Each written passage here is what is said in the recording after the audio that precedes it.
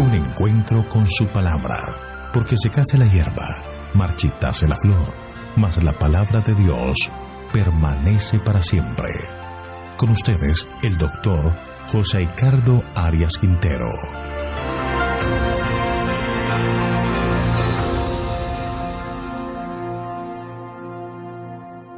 Hoy vamos a estudiar Marcos capítulo 1, versículos 35 al 39.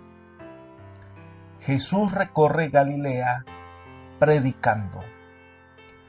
Para ello te invito a orar.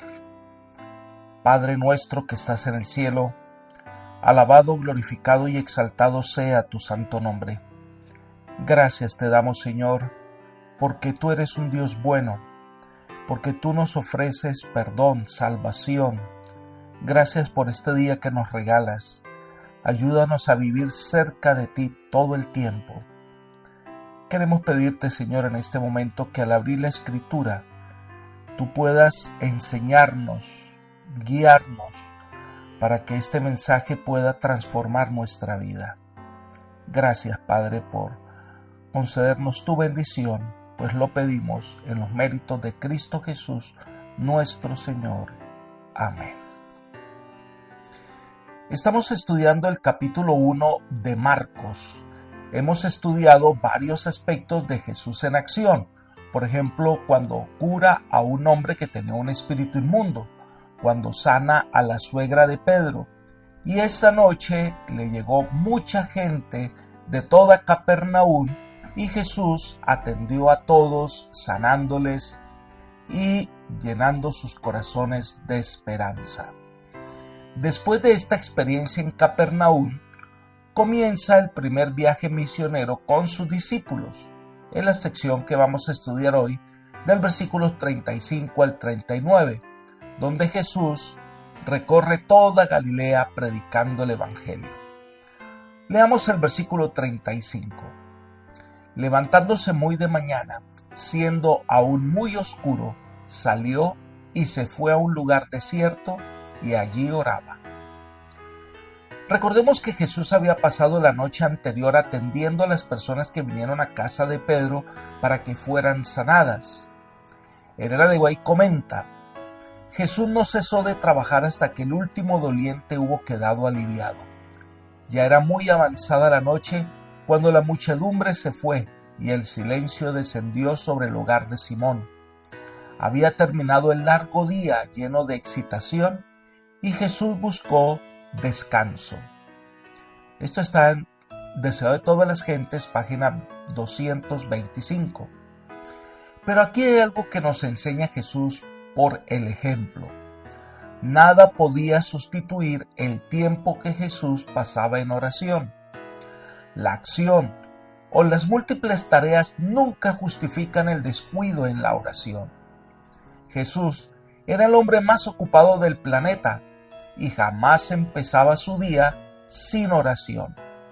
Por el contrario, el relato nos dice que siendo aún muy oscuro, es decir, al parecer la primera parte de la vigilia matinal, esto nos indica que Jesús debió haber dormido un poco, pero se levantó temprano mientras los otros dormían y se dispuso a ir a un lugar desierto para orar.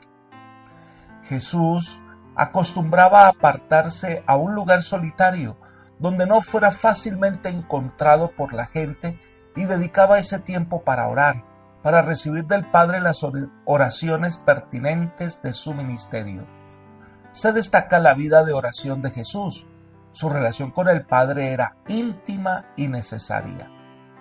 Herrera de Guay comenta: ninguna vida estuvo tan llena de trabajo y responsabilidad como la de Jesús, y sin embargo, cuán a menudo se lo encontraba en oración, cuán constante era su comunión con Dios.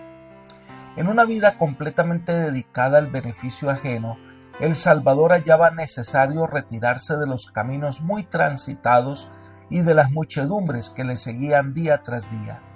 Debía apartarse de una vida de incesante actividad y contacto con las necesidades humanas para buscar retraimiento y comunión directa con su Padre. Como uno de nosotros, participante de nuestras necesidades y debilidades, dependía enteramente de Dios y en el lugar secreto de oración buscaba fuerza divina a fin de salir fortalecido para hacer frente a los deberes y las pruebas. En un mundo de pecado, Jesús soportó luchas y torturas del alma. En la comunión con Dios podía descargarse de los pesares que le abrumaban. Allí encontraba consuelo y gozo. Libro El deseo de todas las gentes, página 330. Este es un ejemplo claro de lo que debemos hacer nosotros. En los afanes de la vida, en las distracciones que ofrece el mundo, a veces nos vemos tan envueltos en nuestras cosas que nos olvidamos lo importante que es la oración. Quizás algunos estemos ocupados en las cosas de la iglesia, haciendo tareas importantes y creemos que eso es suficiente y dejamos de orar y buscar al Señor. Aprendemos a depender de nuestras fuerzas. Ese es un error terrible. Jesús nos enseña que absolutamente nada debe desplazar nuestros momentos de oración. Por su parte, Jesús acudía al Padre día tras día, dependía del Padre. Es más, su agenda de trabajo venía como resultado de esos momentos de encuentro con el Padre. Elena de White dice: todo acto de la vida terrenal de Cristo se realizaba en cumplimiento del plan trazado desde la eternidad. Antes de venir a la tierra, el plan estuvo delante de él, perfecto en todos sus detalles, pero mientras andaba entre los hombres, era guiado paso a paso por la voluntad del Padre. En el momento señalado no vacilaba en obrar. Con la misma sumisión esperaba hasta que llegase la ocasión. Libro El deseo de todas las gentes, página 121. Esto nos indica que nosotros como cristianos nunca debemos dejar la oración en un segundo plano. Nada debe desplazar esos momentos especiales de nuestro encuentro con Dios. Allí aprendemos sumisión, aprendemos a depender completamente del Señor. Sigamos estudiando. El pasaje narra que Jesús fue buscado con insistencia para llevarlo ante las multitudes que le esperaban. Leamos los versículos 36 y 37. Lo buscó Simón y los que con él estaban, y hallándole le dijeron: todos te buscan. El término que se usa en Marcos es el griego katadioiko, que significa seguir con perseverancia, buscar diligentemente. No era una mera búsqueda incidental de Jesús. Sin duda, sus discípulos estaban ansiosos de llevar de nuevo ante las multitudes a su maestro hacedor de milagros, para que pudiera incrementar aún más su fama. Pareciera que pensaban que Jesús estaba perdiendo preciosas oportunidades para ganar seguidores y para aumentar la popularidad de su causa. Pero los motivos de ellos no concordaban con el propósito por el cual se habían realizado los milagros. Elena de White explica: en la agitación que dominaba en Capernaum, había peligro de que se perdiese de vista el objeto de su misión.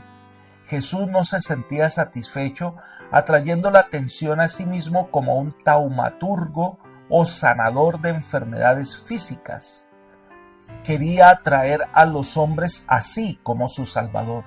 Y mientras la gente quería anhelosamente creer que había venido como rey a fin de establecer un reino terrenal, él deseaba desviar su mente de lo terrenal a lo espiritual. El mero éxito mundanal estorbaría su obra. Libro El deseo de todas las gentes, página 225. Así que los discípulos buscaban a Jesús para que siguiera haciendo milagros, con el objeto de que su fama se extendiera por todas partes. Y el Señor vio que le seguían más por interés que por encontrar salvación. Así que, evitando que fuera mal interpretado, responde a sus discípulos lo que leemos en el versículo 38. Él les dijo: vamos a los lugares vecinos para que predique también allí, porque por esto he venido. Si nosotros miramos con detalle esta realidad, Jesús le está desviando la atención a los discípulos de sus intenciones de lograr que Jesús obtuviera más fama y los está encaminando al verdadero ministerio del Salvador. El comentario bíblico adventista hace la siguiente observación. Jesús tuvo la intención de apartarse ante la súbita ola de popularidad que estaba por ocultar los verdaderos propósitos de su ministerio. El acceder al torpe clamor del pueblo hubiera traído un resultado más negativo que positivo y rehusó caer en esa trampa. Jesús consideraba que sus milagros eran un medio de llamar la atención de los hombres al hecho de que necesitaban la curación del alma, pero las multitudes no veían más allá de los milagros en sí mismos. En su ceguera, confundían los medios con el fin, pero los medios sin el fin tan solo tenderían a apartarlos más que nunca del reino que Cristo había venido a proclamar. A menos que se desvanecieran esos falsos conceptos en cuanto a su obra, todos los esfuerzos de Cristo serían en vanos. Entonces Jesús agrega, porque para esto he venido. Jesús le explica a sus discípulos que su misión era ir donde estaban las personas para salvarlas. No había venido a buscar popularidad, ni que fuese proclamado rey de los reinos terrenales. Vino a buscar y salvar lo que se le había perdido. Elena de White concluye, la vida de Jesús ofrecía un marcado contraste con todo esto. En ella no habían disputas ruidosas, ni cultos ostensivos, ni acto alguno realizado para obtener aplausos. Cristo se ocultaba en Dios, y Dios era revelado en el carácter de su Hijo. A esta revelación deseaba Jesús que fuese atraída la atención de la gente y tributado su homenaje. Libro El deseo de todas las gentes, página 226. Por eso Jesús le dice que debían levantarse, así que llevó a los discípulos lejos de los aplausos a ministrar en otros lugares.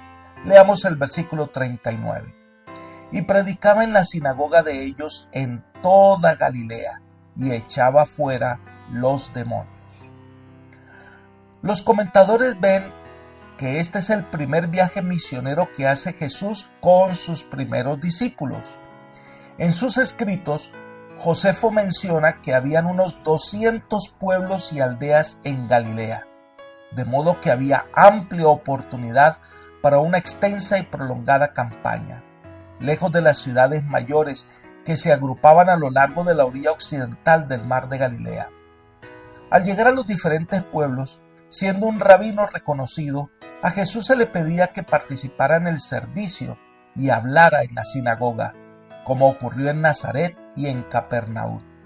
Su trabajo era anunciar la llegada del reino de Dios, que es el reino de gracia, y sus obras consistían en arrancarle a Satanás la vida de aquellos que había sometido, porque él venía a proclamar libertad a los cautivos del diablo. Apreciado amigo y hermano, Jesús nos enseña que la oración es parte fundamental de la vida y el crecimiento cristiano, y que tenemos una tarea que hacer de proclamar el año agradable del Señor. Que hoy el Señor te bendiga y te guarde, y te guíe por sendas de paz, es mi oración por ti. Amén.